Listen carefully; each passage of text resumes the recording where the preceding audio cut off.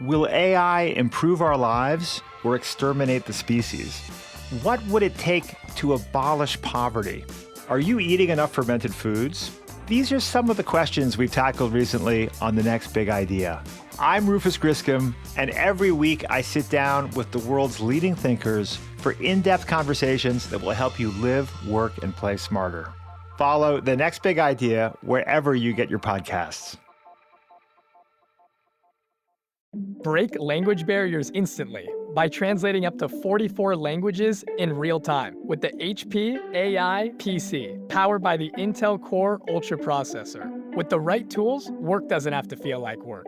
Learn more at hp.com/AI PC.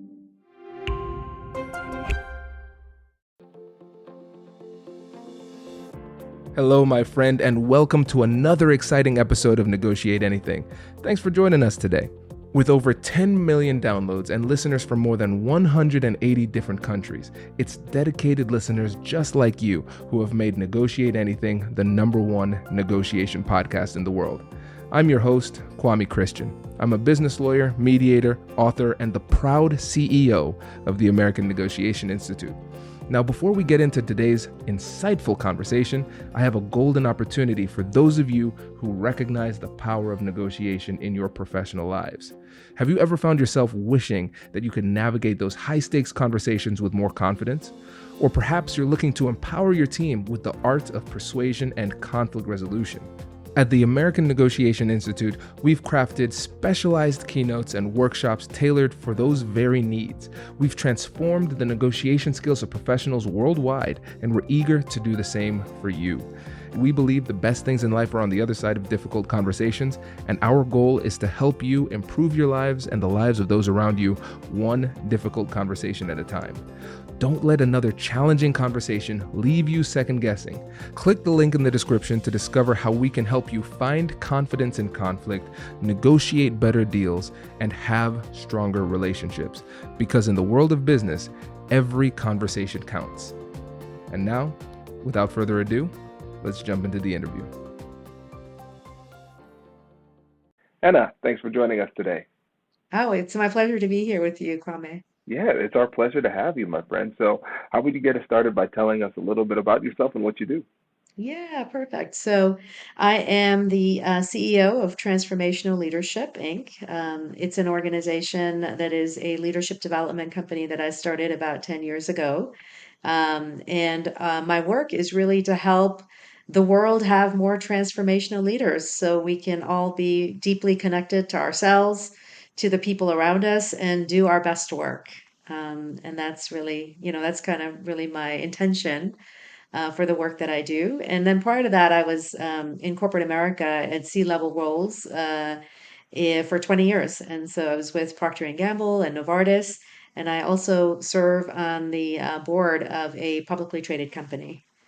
Fantastic. Well, great. And, I appreciate your humility here, but you are a two-time author. Can you tell the audience about that too? Yeah. So I'm the author of my latest book is called Wired for Disruption, and it's about the 5 shifts in agility we all need to make in order to thrive in times of disruption, not just survive, but thrive in times of disruption. And my prior book is called Wired for Authenticity, and it's about the 7 practices of authentic leaders. And I think both of those, boy, with this pandemic, both of those are topics that are so needed in today's world. Absolutely. And so since Wired for Disruption is the book that was most recently published, let's focus the conversation more so on that. But I know that the authentic aspect of leadership will inevitably come up throughout this conversation.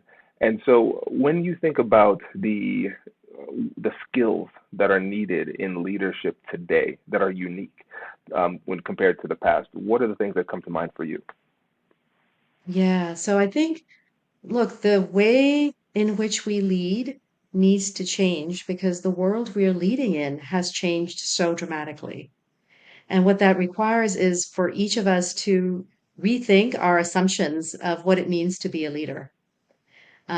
Historically, people sort of higher up in the hierarchy or people who are, have people reporting to them are usually the ones that we think of as leaders. But in my view, in today's world, we need every single person to think of themselves as being a leader. So that's the first distinction that I will draw, Kwame, because so many of our hidden assumptions are people who manage people are leaders, or people who are higher up at the hierarchy are leaders. And I would say we need every single human being to believe that they are leaders, because the first and foremost task, particularly in times of disruption, that we need is to lead ourselves.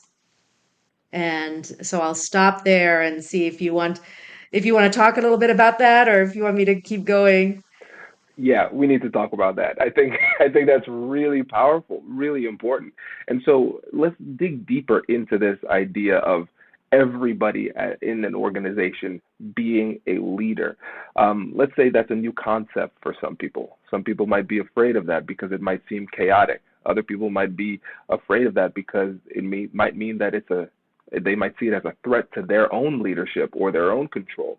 And so let's dig a little bit deeper into what you mean by that and the possible benefits. Great, great. So in the book, Wired for Disruption, I talk about the 5 shifts in agility we need to make. And the first, and probably the most central shift, is what I call neuro-emotional agility. And it's our ability to manage our own being, our own mind body state when we're faced with disruption. As you know, these last couple of years, we're all in various forms faced with disruption, whether it's changes in our job situations, changes in personal health, loved ones, the changes that are happening for them. Um, what happens in the human body is that whenever we're faced with change that is not anticipated, or we get into a situation where we don't feel like we have control, our mind body states go into a state of threat. And when we go into that state of threat, we can't think clearly. We feel burnout. We try to control our others' behaviors. We get into really difficult emotions, right? So, regardless of what disruption that we're faced with, our first and most important responsibility is the responsibility to manage ourselves and our inner state of being, because all of our behavior comes from our inner state of being. And in this instance, the point around neuro emotional agility I'm talking about is to take ourselves from a state of threat to a state of calm and trust. Because we know that teams that have trust are actually 9 times more agile and able to respond to disruption than teams that aren't. We also know that leaders who are in these calmer and more trusting states can create psychological safety so that we can have the kinds of difficult conversations that need to be had, because there is so much change that our environment is asking of us. We need to reimagine what a brighter future can look like. And so I think that's probably the most important piece that I would say is the job of a leader is to start to manage their own state of being. Yeah, I really like what you said about getting to a place of calm and a place of trust. And when you think about trust, I think it becomes easier for us to trust ourselves when we have taken the time to become calmer in the middle of all of these disruptions that we're experiencing. And so it's not just Mm. trusting each other, but also trusting ourselves, trusting our mental state, and also our skill set that we have what it takes to be successful, even though things might be changing rapidly around us. Yeah, and I think so the rapid change around us, the fact that the future is less predictable than we had experienced in the past. Um, this requires us to learn from and get more perspectives, right, than what we knew before. When the future is really predictable, right, and then you really just need to read a manual and follow the manual. And the future now is less predictable, right? So hybrid work is coming around, and who knows, what the perfect hybrid work situation is going to be for any given organization or team. And that's where, when we find ourselves centered and we want to create psychological safety and trust for people, then we can feel like we can be open to other people's opinions. I want to actually share some fantastic research. I'm an executive coach, and I work with C-level leaders across Fortune 500 companies. And one of the things that has been probably the most asked for, needed resource from many of the people that I coach, many of the senior leaders, is how do I get my people to change? Because I need to get them to be more agile in this situation. And a lot of times I find that they're either fearful or stuck or frozen or burnt out. And what we're all kind of collectively recognizing is not only are we these people who show up to work, we're also human beings. And as human beings, we're fragile, right? Our emotional states are fragile because of everything that we've encountered. And so, as leaders, one of this fascinating piece of research is actually from a gentleman by the name of Dr. Richard Boyatzis. He's written a fantastic book called Helping People Change. He is a 30-year researcher in neuroscience, and his research shows that our brains operate in either what he calls the analytic neural network, which is a much more task-focused network in our brain, or in a empathic neural network, which is a part of our brain that is much more focused in relationships. It's focused on a place where we are much more feeling the emotions of ourselves and others in a positive way. And so what his research has shown through lots of fMRI studies and brain scans is these two networks actually operate in a seesaw. So you're either in the problem solving analytic network of your brain or in the empathic neural network of your brain. And guess where most of us, particularly when we're confronted with problems, we're mostly in our analytic neural network. We're trying to solve a problem, we're trying to complete a task, we feel stressed out, we're trying to, you know, focus on something that is very task oriented. His research has shown that the best way for us to help people change is actually in this other network, is when we can get ourselves into the empathic neural network, when we can slow ourselves down enough to really connect, to really listen deeply to others, because that's when they feel safe enough. And that's my job, obviously, right, as a coach. And I think more and more deep listening is what is one of the skills that is going to be required of leaders. So part of this neuro emotional agility that I talk about is just not just moving ourselves from one state to the other, but as we move ourselves, because we have mirror neurons as human beings in our brains. These mirror neurons are basically where we mimic each other's behavior. As a leader shifts themselves from one state to the other to a much more empathic state where they're listening deeply and truly curious about other people's perspectives, it allows the other people and their nervous systems to calm down so they can feel safer, so they can express themselves more fully, and we can get the best ideas from teams and people.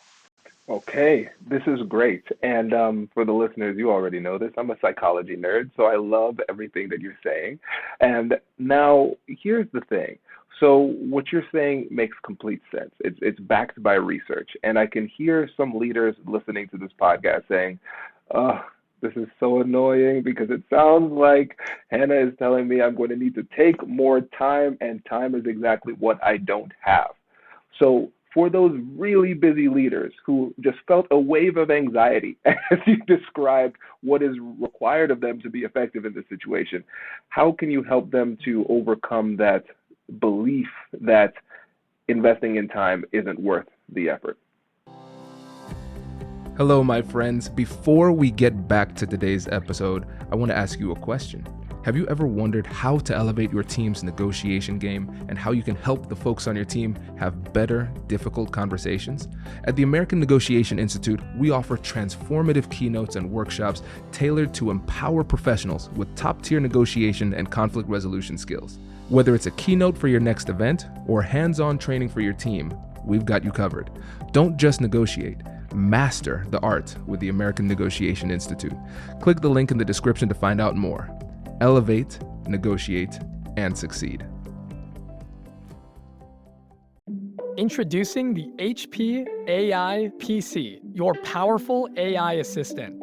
Easily search through personal files, gain valuable insights, and make smarter, more informed business decisions. Unlock the future of work today with the HP AI PC, powered by the Intel Core Ultra processor. With the right tools, work doesn't have to feel like work. Learn more at hp.com/AIPC. Yeah, that is such a great question. Obviously, Kwame, you know your readers, listeners here, and I also look. I am a former recovering corporate executive, not so recovering, I guess.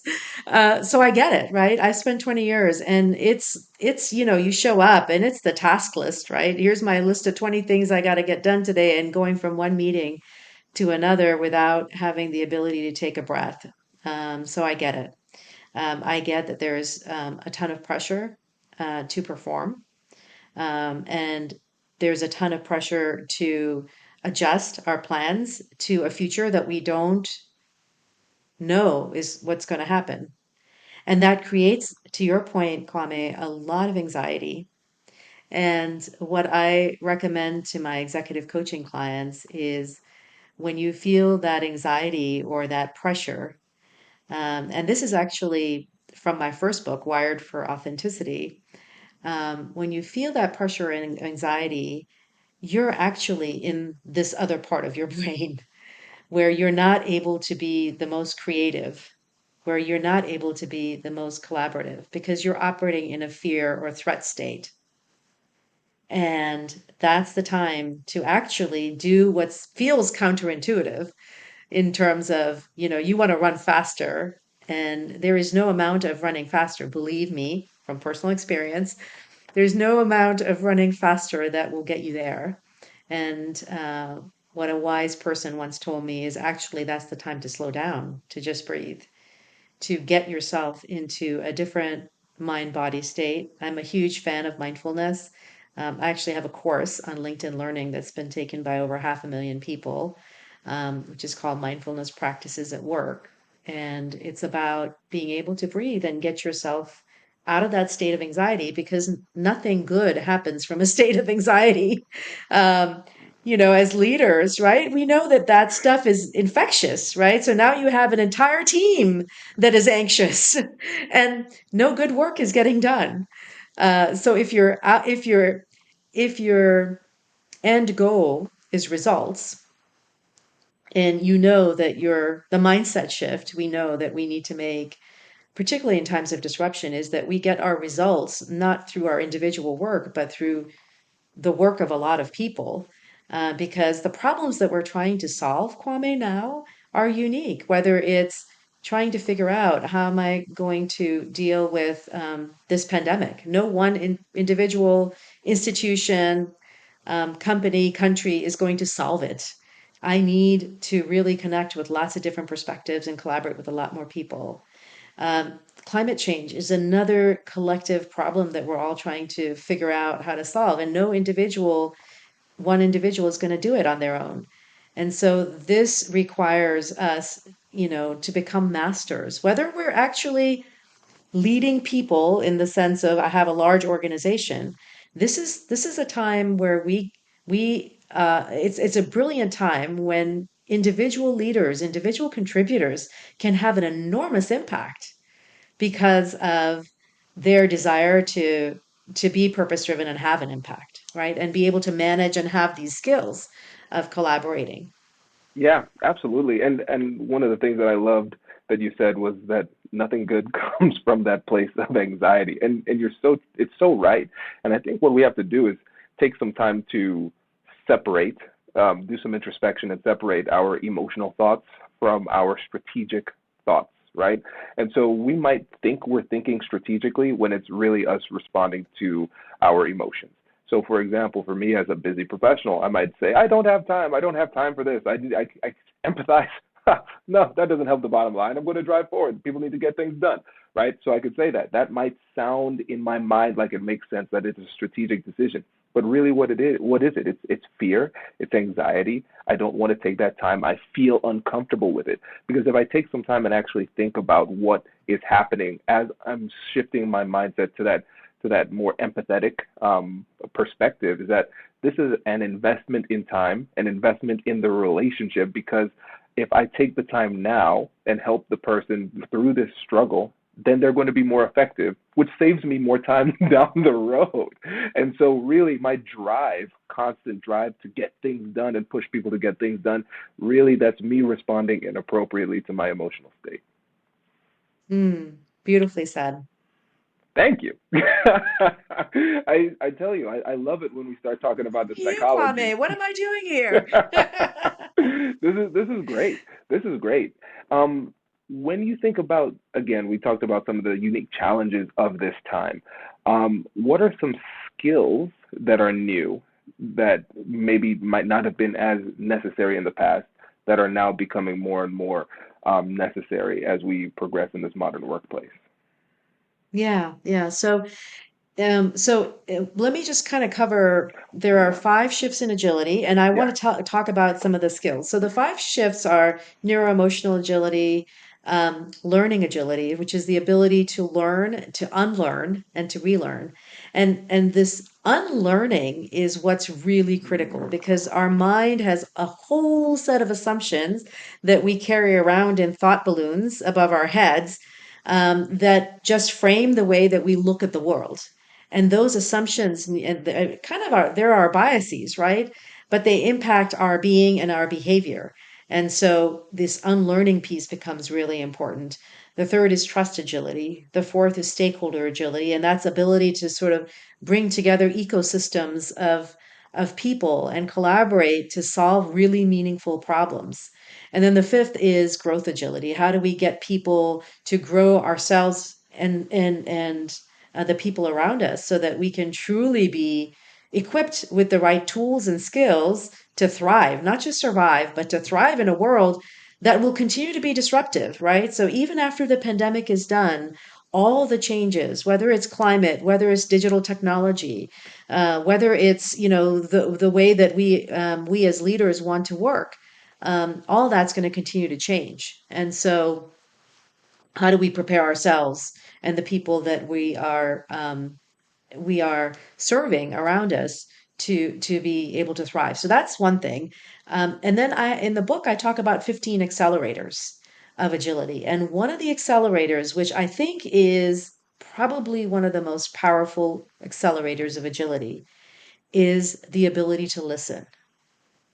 And I'll share with you a framework that has sort of 4 levels of listening.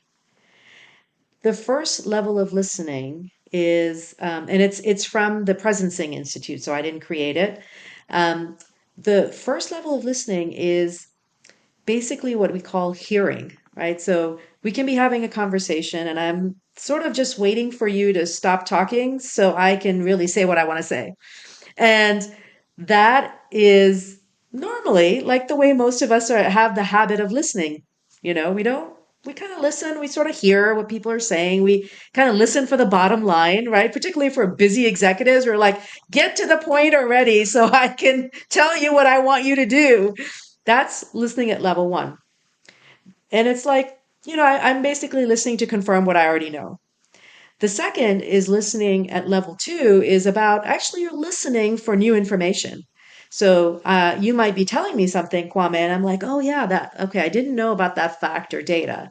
So I'm listening to learn something new, and that's just a different level of listening. The third level of listening is what I would say is listening to feel. And listening to feel is now you're not just listening from your ears, you're listening from your entire body.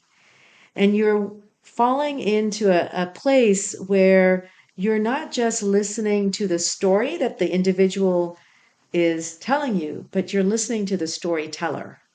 What's their state of being? Are they in a state of fear? Are they in a state of ease? What are their real concerns? What is it that they're not saying that's actually happening for them?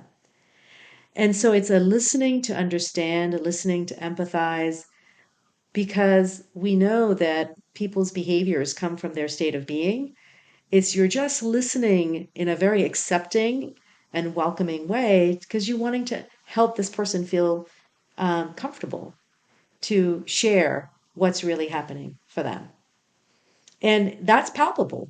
When we listen from that place, it creates a very safe space for that other person to feel they can be completely authentic. And it gives you access to so much more information, right? If you're trying to influence them, it gives you access to so much more information about what are their real barriers. Oh, wow, they're in a state of fear about this. That's where they're coming from. And so skills in listening is what is so, so important as we lead in today's times, because people are burnt out, and we want to bring that level of compassion and empathy so that we can all create an environment of much greater safety, where people can be much more creative and bring forth their ideas, even if they're dissenting ideas, that we can all learn more from each other and build bridges of understanding, which I know is really important to you, Kwame, too, in the Absolutely. work that you're doing. Yeah, no, this is really great. And I see one of the challenges that comes up quite frequently in the workplace now when it comes to listening is that we're communicating with each other in so many different ways. So we have email, we have Slack, for example, we have Microsoft Teams, video call, phone call. Some people are in person, some people aren't. All of these things, text messages, everything. And so when it comes to listening in this hybrid workplace, what would you say is one thing that people could do to listen more effectively? Hmm. Yeah. What I would say is, rule of thumb, if if something is complex, if there is a complex decision to be made, or if you sense that there are complex emotions that are present, what I would say is first and foremost, try to see if you can connect live with the individual, as opposed to, by live, I mean, even, what we're doing now is we're communicating with each other live, not sort of like, let me send you an email or let me send you a text about this. Because when you're communicating live with somebody, you're able to get access to more information about their emotional state, right? What's happening for this other individual? Because we don't even know what people's context is. We don't really, really know what their context is. And the ability to show up with great compassion for somebody's context and trying to understand what's behind some of their behaviors is so powerful. So I would say that's the first piece. The second piece is any team meeting that you have, and this is so simple, right?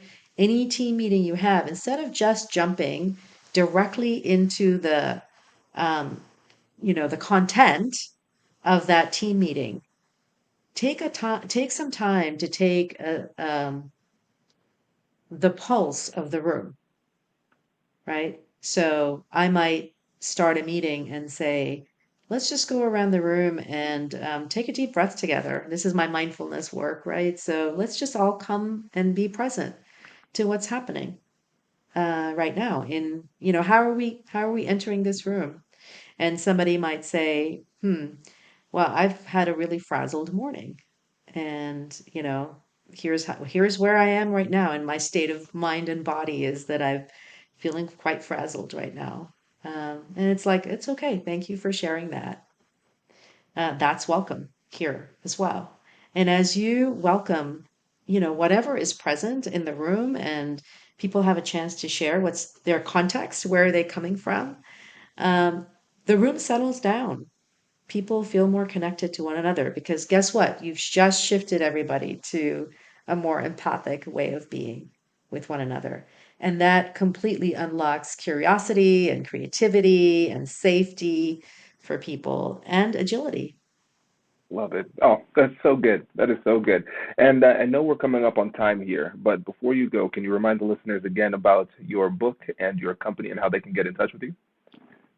Yeah, so Kwame, thank you for that. My book is called Wired for Disruption. I'll show it here. It's got an elephant with zebra stripes on it. And it says that, we can learn new things. And in fact, that our bodies are actually wired to learn new things. There's actually a lot of research that suggests that when we get into these empathic states of being, it's actually good for the well being of us as human beings. Our nervous system relaxes. And so, Wired for Disruption is the latest book. Wired for Authenticity is my prior book. And yeah, you can get a hold of me through LinkedIn. Please follow me. I also have a podcast. So the podcast is called the Transformational Leadership Podcast with Henna Inam. And I interview a lot of these experts, right? These neuroscience folks. I interview them. So you can feel free to look up the interview with Dr. Richard Boyatzis and his research on neuroscience. And yeah, I look forward to staying connected with whoever would like to connect with me. Fantastic, Henna. Really appreciate it. Thanks for sharing with us today. Thank you, Kwame. It was a pleasure being with you. Congratulations! You've just joined an elite club. By listening to a full episode, you're now officially on the Negotiate Anything team. So welcome aboard. What most team members do is they subscribe to the podcast because that allows them to automatically get the latest episodes of the show. The best things in life lie on the other side of difficult conversations. Keep learning, keep practicing, and keep getting better. Your relationships will improve, your career will soar, and you'll have the confidence you need to get the most out of these crucial conversations. Again, thank you for joining the team. We're excited to have you, and I will see you in the next episode. I'll catch you later.